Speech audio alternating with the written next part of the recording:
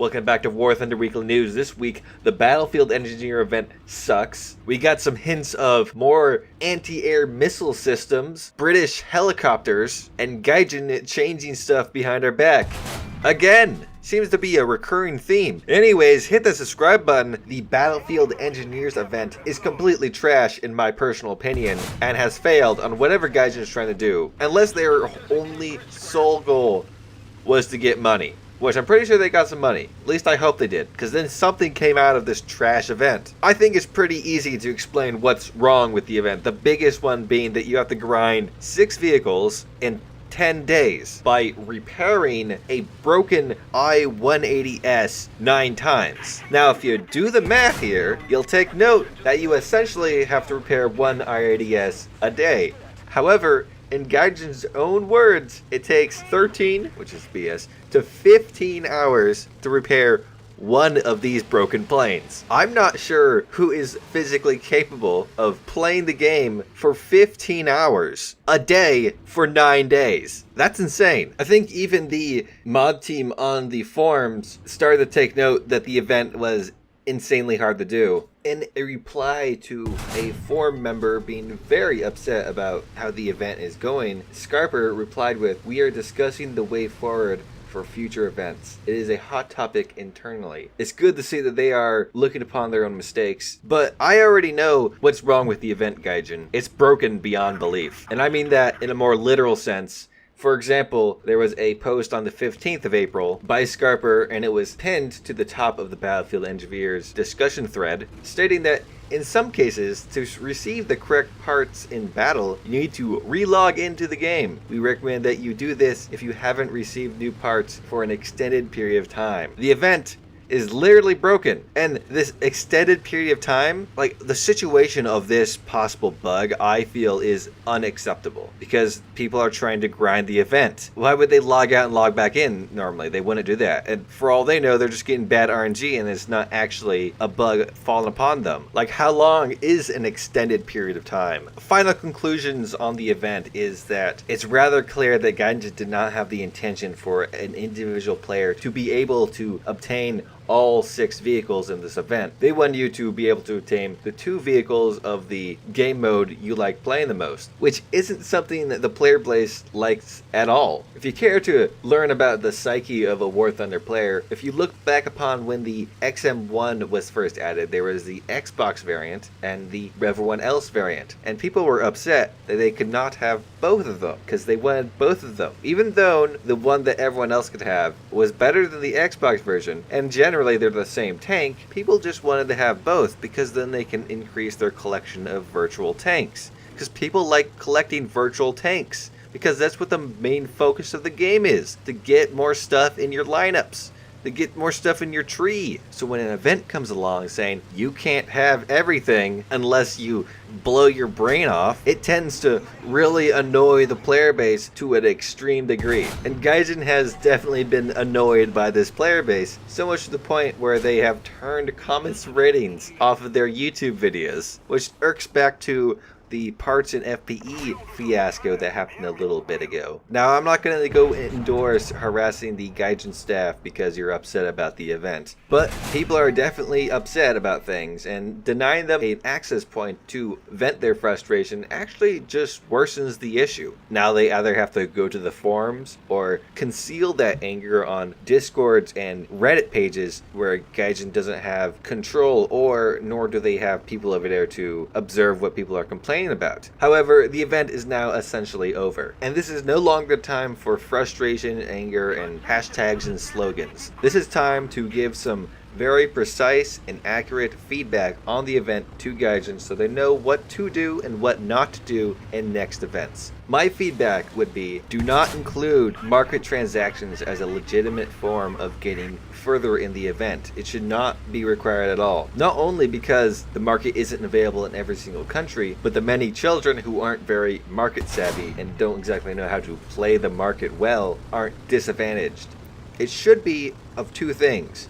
Skill-based, but if you put in the time, you'll get the vehicles anyways. An ideal event would allow players who are skilled more to obtain the vehicles faster, and in doing so allows them to, if they wish to, put the vehicles on the market while the vehicles have still a very high value, thus rewarding to a great degree the skilled players, but still have the event tasks be doable to less skilled players over a period of time. So perhaps they won't be able to cash in on the marketplace, they still will get the event vehicle at the end of the day, and everyone should go home happy. A situation like this still plays with the market, but it is not required. Also, an ideal event will have little to no RNG. I actually very much enjoyed the prospect of test flying the broken I-80S to figure out what's wrong with it. Was probably the best part of this event, and is actually something that I would not mind seeing in future events. However, getting the part to repair your plane randomly in random battles and random intervals of time is not good. That's bad. I always seem to get the part that I needed without any duplicates.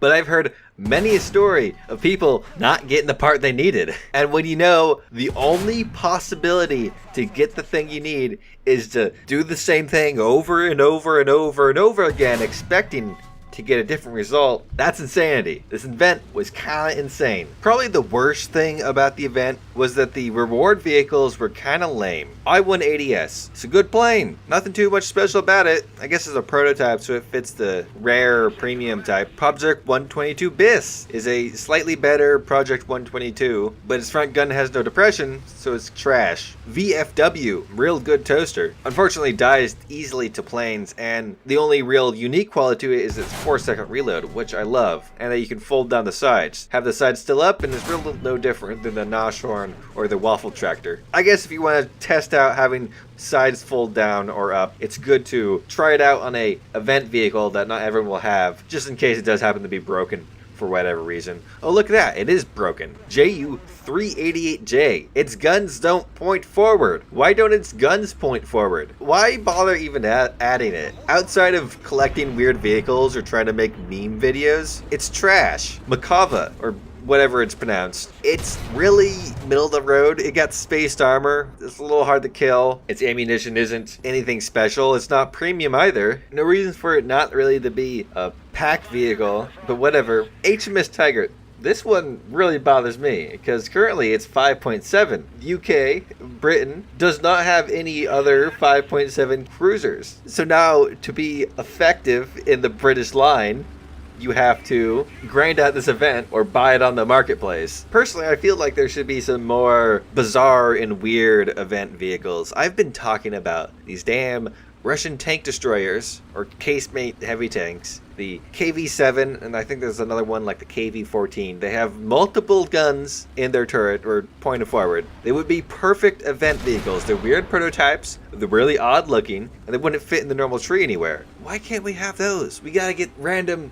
vehicles that would be perfectly viable in the regular tree. But instead, no, we can't have cool, awesome tanks. We just get another tank destroyer with an 88. We get another souped up I-16. We get a vessel that is supposed to be at the end of the line, but I don't know, guys, I just kind of forgot. Let's not rag on the event too much. It's over now. There's probably going to be another event, I think. I have a good feeling that something else is coming up next month, and not just May 9th VE Day or Victory in Europe Day. I'm talking like, I think you'll see a lot of it around here on YouTube. So the most of this video was going to be me just yelling about the event. However, a video was posted to Facebook. It was like a snippet of the Thunder Show, but in the comments somebody happened to ask, are there plans for more spas carrying SAMs? And there was a very simple answer of yes. What this precisely means, I don't know. Yes is pretty broad. Of course, eventually they're gonna add more spas carrying SAMs. When and what for who are really what we want to know. And I'm quite perplexed on how Gaijin plans to go forward with more SAMs, as not all nations happen to have a Tunguska. There's not many other vehicles like the Tunguska, which is very capable of destroying both land and air vehicles with those HE rockets.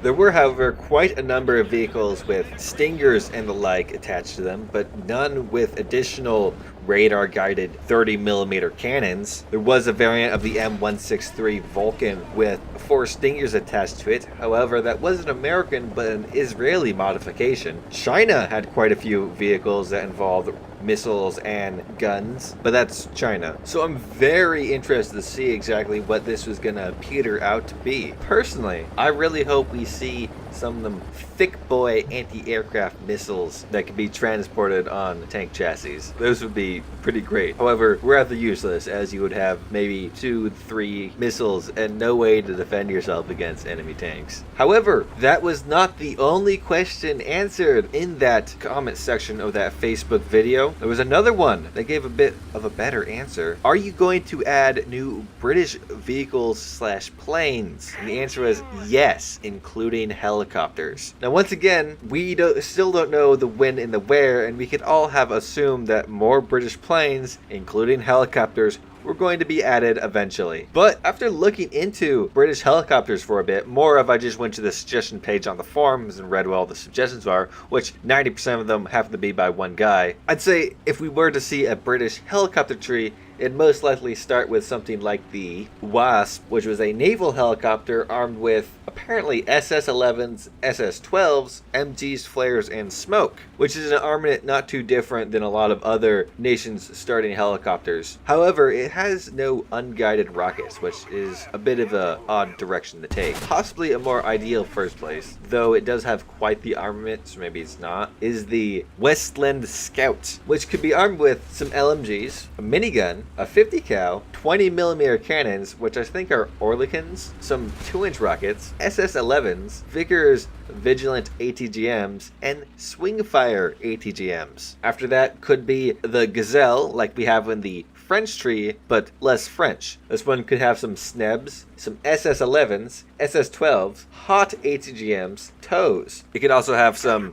7.62 gun pods, and a minigun. What would probably make up the bulk of the tree is the Lynx line of helicopters. Some of the suggested ones on the forums were the Lynx AH-1, which could be armed with simply only 8 tow missiles, the Lynx H9, which can be armed with 40mm and 80mm rocket pods, 7.62 gun pods, minigun, 2 20mm Oerlikon cannons. I'm assuming it's the same as the ones on the R3, the Phyto missiles, and Hellfires. The G-Lynx was a modification of the Lynx that happened to be, and I think still is, the fastest helicopter around. Could have the same rocket pods, 8 tow missiles, 8 Hellfires. The Lynx 3, which is some sort of extreme modernization of the Lynx line, could have some 50 caliber gun pods, 20mm Oerlikon gun pods, rocket pods, 8 tow missiles, 8 Hellfires, and 4 Stingers. After that, things start to get a little strange. It's either you go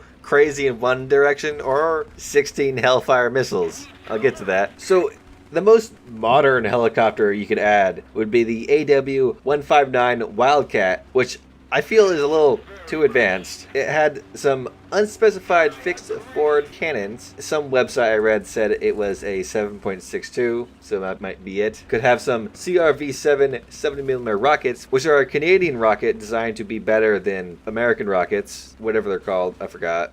The 70mm ones. I might fix this in post. But here's the fun part, where you can have 14 lightweight, multi-role, supersonic, laser-guided, and infrared homing proximity-fused missiles, which would be really good at killing aircraft, especially with that supersonic bit. And they could be used against ground targets, however they're lightweight, as I said, and can't necessarily penetrate armor. So you don't really have any good way of killing tanks, which actually a lot of tankers would love. So if you're going the other direction, would be to have an Apache, which could carry 16 Hellfire missiles. Apparently, it's proposed to have Brimstone missiles. It could have Starstreak anti-air missiles, which are like those light-rate multi-role missiles, but not multi-role. And they're like some crazy science fiction stuff you got in those Starstreaks. Those Canadian super kill missiles, and a 30mm M320 chain gun. Now, if I recall correctly, the AH-1Z does have Hellfire missiles in it, but they gave it a very early variant of the Hellfire Hellfire missiles that are not fire and forget. However, I'm pretty sure just about every other helicopter that has Hellfire missiles does not have this early variant and has the fire and forget type. So I don't know how possible it is to get those in game. But even without the Hellfire missiles, it seems that British helicopters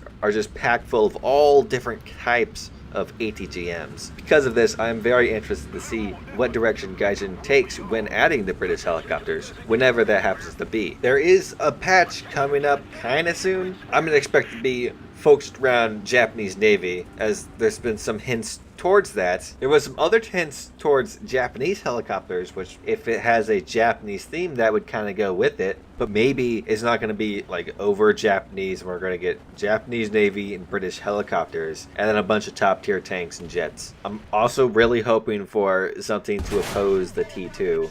Not because I deeply care about the balance at top tier jets, moreover because I want the F5 in game because it looks really cool. As a final story, I noticed some shell performance is slightly different than it used to. Most notably actually is that the Type 1 APHE and the Type 4 Co had their weight reduced tiny amounts. And when putting these new characteristics into Gaijin's penetration calculator, I noticed that the penetration rates were much different than what they are in game. For example, the Type 1 Co shell is supposed to now penetrate 150.97 millimeters, although in game it still only penetrates 147. Overall, generally, I just noticed quite a lot of shells. What the calculator says they should penetrate does not equal what they should penetrate in game. A few had slight characteristics change. And also another thing that I noticed is it no longer tells us the TNT equivalent when a shell uses a different type of explosive in it. But looking at these penetration stats, I figured I don't think I can trust their calculator. Not that I much trust it anyways, but even to in-game things, I don't think it's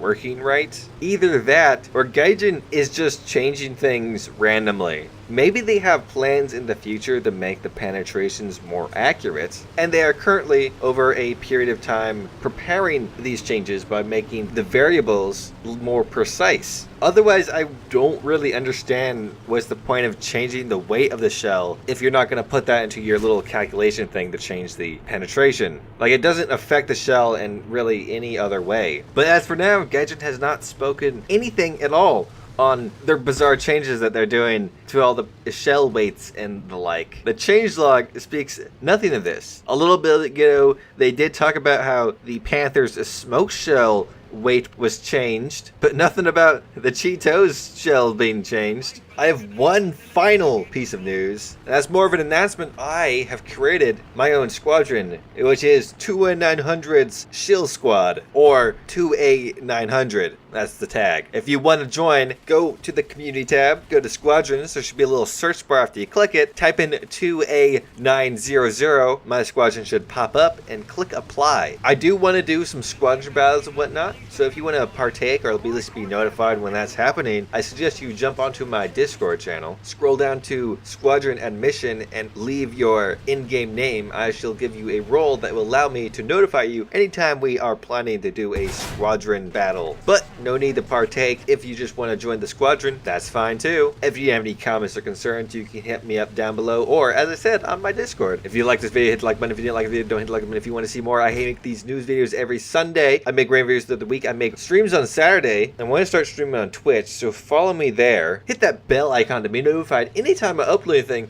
Thanks for watching, and I hope you have a great day. As bonus news, I have a message for you. A message of hope for those who are willing to hear it, and a warning for those who are not. The first devlog of 1.59 was on May 13th.